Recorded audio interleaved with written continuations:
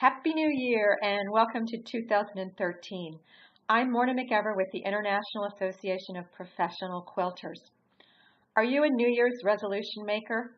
Well, I used to be, and I'm pretty sure I made some of the same ones that you made. You know, lose the last 5 pounds, eat more healthfully, clear up the clutter that never seems to go away.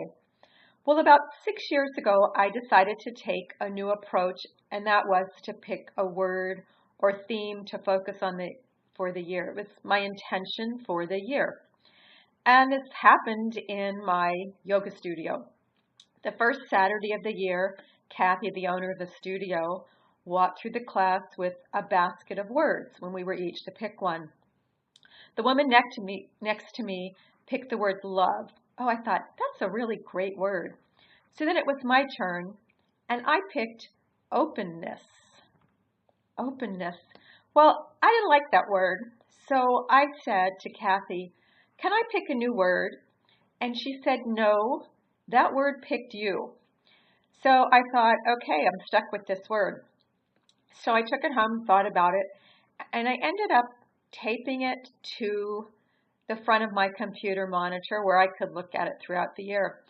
What was interesting was that when I was open, I saw many more opportunities come into my life. So that was really an interesting experiment for me.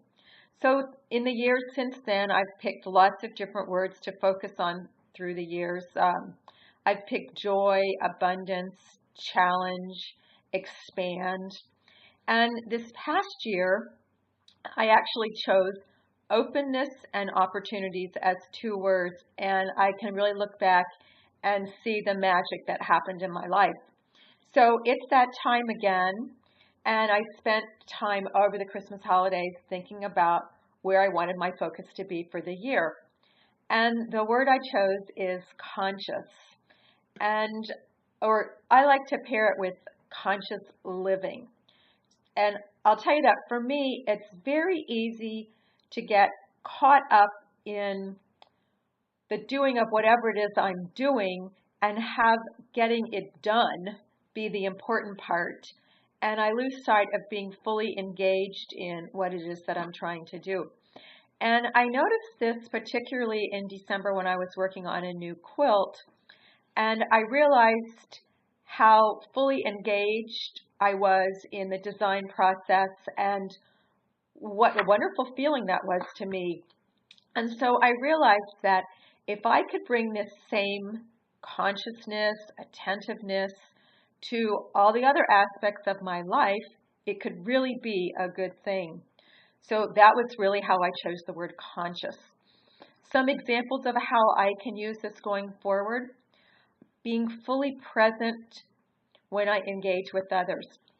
If I approach sharing the knowledge I have about building a creative arts business with other creative entrepreneurs with authenticity and self-awareness, this is going to let me expand the numbers of people that I can reach, and that's one of my goals. Another example would be being fully present or conscious with my own self-care. If self-care is one of my goals, and I'll share that it is, I need to be conscious that I'm the only one that's responsible for myself, and that I need to be aware and attend to that. I can only control myself. I can't control others, so be conscious about that. A third example could be making conscious business and financial decisions. If you aren't conscious or fully aware of what's going on in your business from a financial standpoint, then it can run itself by default. I don't want the default position, do you? So I know that if I am fully conscious in my life and business going forward through the years, I will have many more opportunities open up to me. And if you notice, I just used those 2 words again, openness and opportunities. If I think about it, I think they're really my key words for the decades. So how am I going to get support for this theme? I've got 2 ideas. One is that I took the words conscious living and wrote them on a Post-it and put it on the front of my computer where I'll see it every day. I also put the words conscious living on a journal that I keep. Again, it's going to let me focus on them.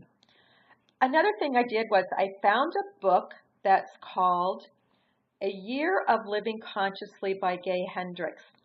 It includes a quote, a short essay, and a conscious living practice for each day of the year. So far, so good on both approaches. I'd like to ask you some questions. Do you have a word or a theme for the year, and how will you stay focused on it?